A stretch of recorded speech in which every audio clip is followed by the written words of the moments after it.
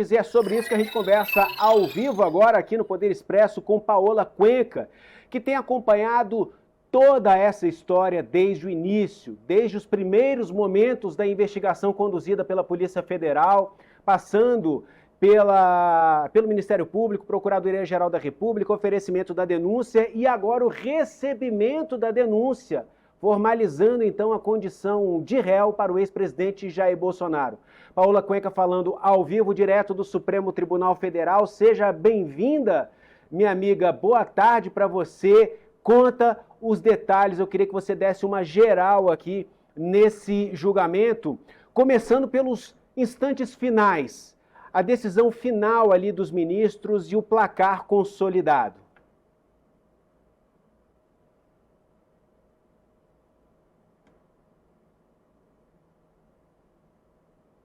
Tentamos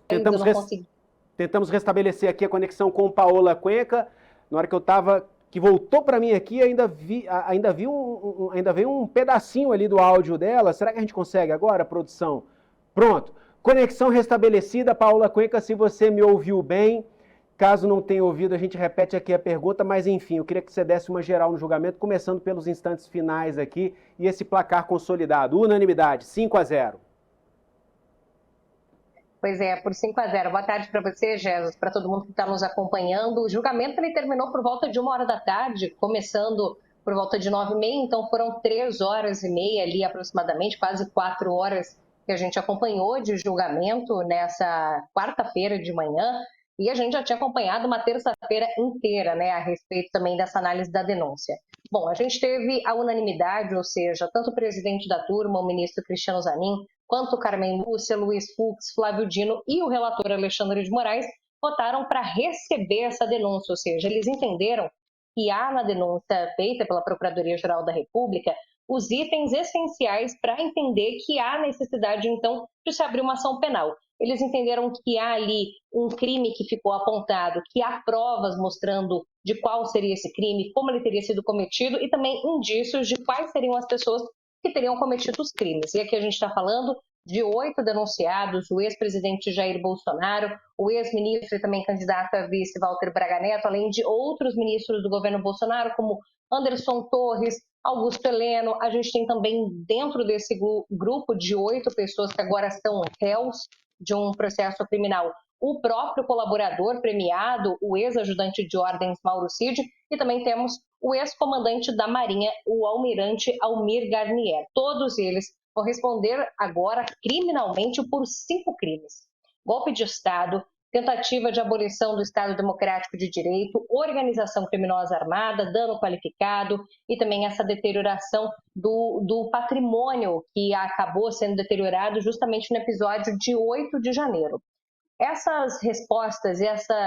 esse processo de, na verdade, responder a essa ação penal começa, então, a partir de agora. Ou seja, a partir de agora que, então, as provas também vão ser levantadas, a defesa vai ter a oportunidade de chamar para serem ouvidas testemunhas de defesa, da mesma forma que também os próprios ministros, o processo ele anda no sentido de se ouvir as testemunhas de acusação também por parte da Procuradoria-Geral da República. É como se a gente desse, em alguma parte, resetada nesse processo, para que mesmo aquelas que já deram depoimento para a Polícia Federal e que constam os depoimentos para a polícia na denúncia da Procuradoria-Geral da República, essas pessoas vão ter que ser ouvidas e daí, com esse depoimento valendo justamente para a formação dessa ação penal para todos os elementos. As defesas também podem pedir, por exemplo, uma nova perícia de algum produto, de algum equipamento eletrônico, de algum outro tipo de documento, inclusive que foi localizado pela Polícia Federal. São outras etapas agora que acontecem nos próximos meses, de levantamento de novas provas, de colhida de depoimentos, para que então seja montado todo esse caso e um novo julgamento venha a ser marcado, a previsão é de que ele aconteça no segundo semestre desse ano, para que então esses réus, que eram denunciados, agora são réus, possam então passar pelo julgamento para a gente saber se eles serão condenados ou absolvidos pelos crimes aos quais agora eles estão respondendo. Jesus. Olá, qual foi a principal argumentação do ministro Alexandre de Moraes ao defender o acolhimento dessa denúncia? A gente viu bastante o ministro Alexandre de Moraes falar sobre o 8 de janeiro. Ele exibiu trechos das invasões, das depredações do 8 de janeiro. Então, na avaliação dele, há uma clara conexão de supostas ações e omissões do grupo composto por Jair Bolsonaro e pessoas próximas e as depredações do 8 de janeiro. Sim, isso já aparecia até no relatório final da Polícia Federal a respeito dessa investigação. Já havia ali no finalzinho do relatório da Polícia Federal uma menção, inclusive, aos episódios de 8 de janeiro, mensagens que foram trocadas, inclusive mensagens que o próprio Mauro Cid, o delator, ele havia recebido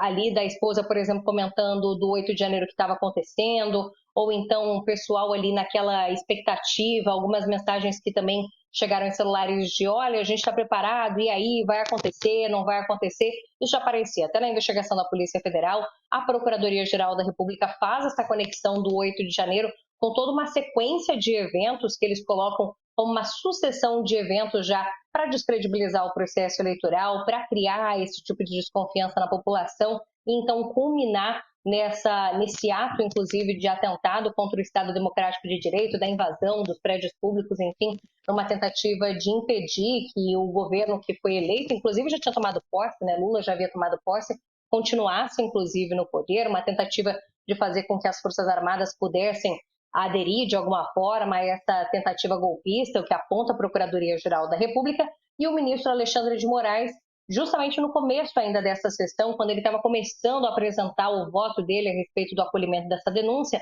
ele falou justamente do episódio de 8 de janeiro, que ele e outros ministros também entenderam como justamente essa materialidade do crime que é apontado ali de golpe de Estado, que eu lembro que é um crime que a própria tentativa já é o ato criminoso. Então, eles colocam o 8 de janeiro como essa grande materialidade, inclusive, desse crime apontado pela Procuradoria-Geral da República. E o ministro também aproveitou essa ocasião, eu faço esse entendimento, até para dar um recado, uma lembrança, porque ele comentou sobre, na ciência, existir uma questão de um viés da positividade, que conforme o tempo vai passando, num sistema de autoproteção do nosso cérebro, diz o ministro Alexandre de Moraes, que a gente tem uma tendência a olhar para situações do passado com um caráter mais positivo. E por isso ele falou sobre a questão de se tentar relativizar a gravidade dos atos de 8 de janeiro. E, portanto, um vídeo que o próprio gabinete do ministro Alexandre de Moraes, segundo a assessoria de imprensa do Supremo Tribunal Federal,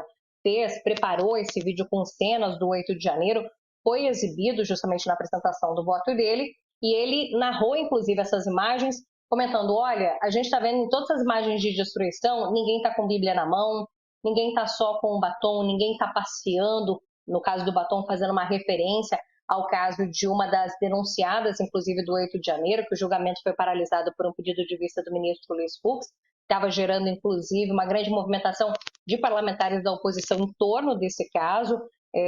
da Débora, perdão, não me recordo agora o sobrenome, mas Débora, que é uma das réis, inclusive, sobre a questão do 8 de janeiro. E então o ministro fez a exibição dessas imagens para tratar tanto da materialidade quanto para dar esse recado num sentido de querer demonstrar a gravidade dos atos de 8 de janeiro, que não é possível fazer uma relativização e de que havia um movimento pacífico de fato acontecendo ali. Jesus.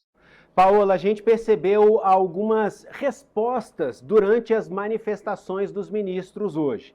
O ministro Flávio Dino rebatendo críticas ao Supremo Tribunal Federal, a ministra Carmen Lúcia rebatendo críticas ao sistema eleitoral, ela na condição ali de presidente, né, do TSE, né, essa experiência que ela tem, larga experiência na condução da justiça eleitoral, e me chamou muito a atenção esse, a gente pode até chamar de certo confronto entre o ministro Luiz Fux e interpretações divergentes, né? O ministro Luiz Fux e o ministro Alexandre de Moraes. E aí voltaram a falar sobre o caso da Débora Rodrigues, que você mencionou, que pichou a estátua com o batom, a proporcionalidade da pena, dosimetria,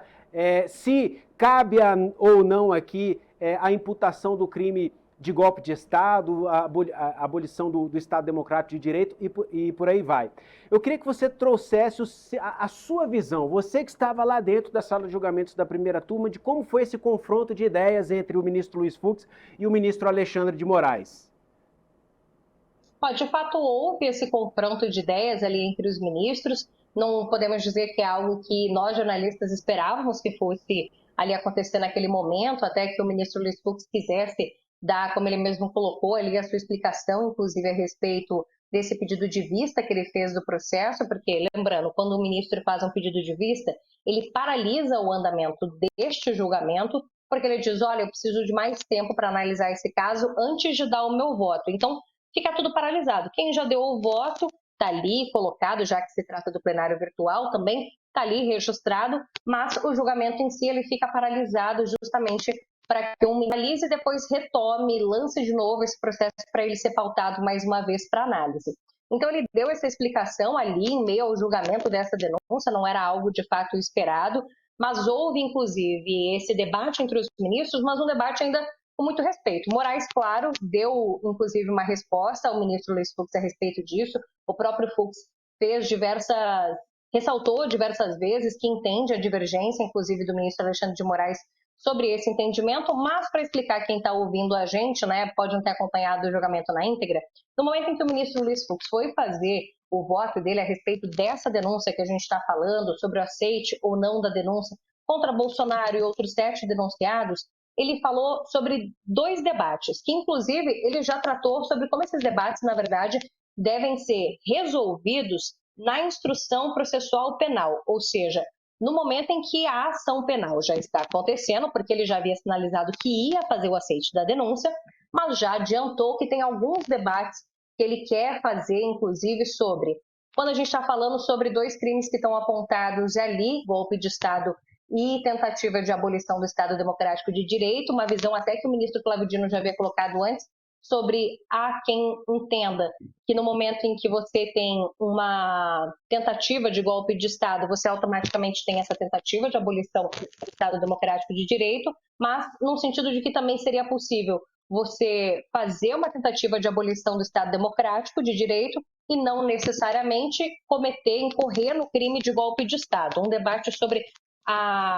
qual crime, então, poderia ali caber, se os 2 crimes, ou um ou o outro, enfim, um debate que ele já anunciou que vai colocar para a instrução penal. E depois ele falou sobre a dosimetria da pena, que é algo que foi muito batido, aliás, já é batido há alguns meses, inclusive, a respeito das penas que são colocadas para as pessoas que vêm sendo condenadas por conta dos ataques de 8 de janeiro. É algo que a gente vê muito parlamentares de oposição, políticos de oposição, ressaltando sobre a questão das penas, que a maior parte delas varia entre 14 a 17 anos, se fala que seriam penas muito altas, que às vezes uma pessoa que foi condenada a um homicídio não tem uma pena nesse tamanho. O próprio ministro Alexandre de Moraes já justificou em outros momentos que não se trata, por exemplo, de um crime, mas são 5 crimes, então existe também uma somatória. O ministro Flávio Dino já havia adiantado, fazendo a defesa sobre essa dosimetria, de que eles fazem a análise de quanto vai ficar essa pena somada no final,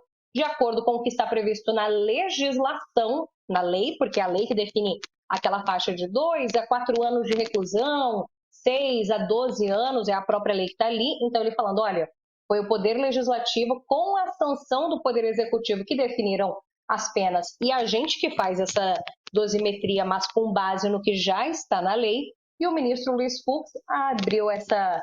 diferença de pensamentos ali, inclusive falando que ele quer rever justamente essa questão da dosimetria da pena. Ele pediu a vista sobre o caso de Débora Rodrigues, explica o ministro Luiz Fux, justamente porque ele quer analisar melhor o caso, o contexto, o que estava acontecendo, se Débora Rodrigues, então, poderia se encaixar em todos os crimes que estão ali colocados, golpe de Estado, tentativa de abolição do Estado Democrático de Direito, organização criminosa armada também, os mesmos crimes que a gente está tratando sobre a denúncia do ex-presidente Jair Bolsonaro, e também qual pena poderia ser aplicada. Eu vou até pedir aqui uma licença para eu fazer a leitura até de um trecho da fala do ministro Luiz Fux,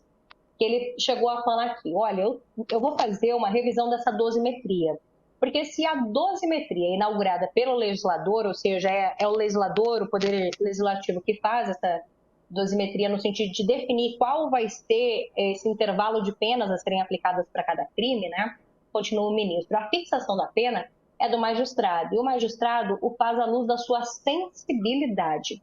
do seu sentimento em relação a cada caso concreto. E o ministro Alexandre, com seu trabalho, explicitou a conduta de cada uma das pessoas, e eu confesso, isso o ministro Luiz Fux falando, e eu confesso que em determinadas ocasiões me deparo com uma pena exacerbada. E foi por essa razão que eu pedi vista desse caso da Débora Rodrigues, porque eu quero analisar o contexto em que essa senhora se encontrava. E daí ele se dirige ao ministro Alexandre de Moraes, nessa hora no julgamento, dizendo: olha, eu entendo que Vossa Excelência tem a sua opinião a respeito desse caso. E ele segue: nós julgamos sob violenta emoção após a tragédia do 8 de janeiro. Eu fui até o meu gabinete, eu vi mesas queimadas, eu vi documentos queimados também nessa ocasião, mas eu acho, segue o ministro Luiz Fux, que os juízes têm sempre na sua vida que refletir os erros e acertos. Os erros autenticam a nossa humanidade. Debaixo da toga bate o coração de um homem. Então é preciso que nós tenhamos essa capacidade de refletir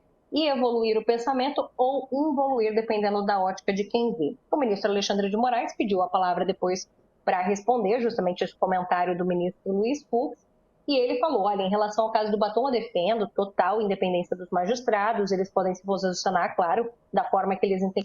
entenderem sobre a questão do caso, mas ele diz, Alexandre de Moraes, que é um absurdo querer comparar a conduta de uma réia, aí, falando de Débora Rodrigues, que estava há muito tempo acampada na frente do comando militar aqui do Planalto, do quartel-general de Brasília, pedindo intervenção militar, que invadiu junto com toda uma turma, e além disso praticou esse dano qualificado, que é a pichação própria da estátua da Justiça em frente ao Supremo Tribunal Federal, e diz o ministro querer relativizar tudo isso com uma pichação de um muro. A questão dos fatos, nós temos que admitir os fatos. Lá não foi uma simples pichação. Essa é a fala do ministro Alexandre de Moraes. Então houve esse debate de ideias, não no sentido de haver uma tensão, os ministros falaram ali com, claro, respeito ali entre eles, pediram as palavras, mas Fux já adiantou que durante essa ação penal sobre a denúncia, voltando agora a falar de Jair Bolsonaro, de todos os 7 denunciados, é algo que ele vai querer revisitar justamente essa questão dos crimes que ficam ali imputados e também sobre a pena ser fixada,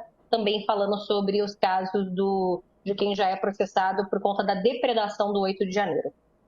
Paola Cuenca, muito obrigado pela participação, falando ao vivo, direto do Supremo Tribunal Federal. Um ótimo trabalho para você, minha amiga. Para nós, até mais. Até.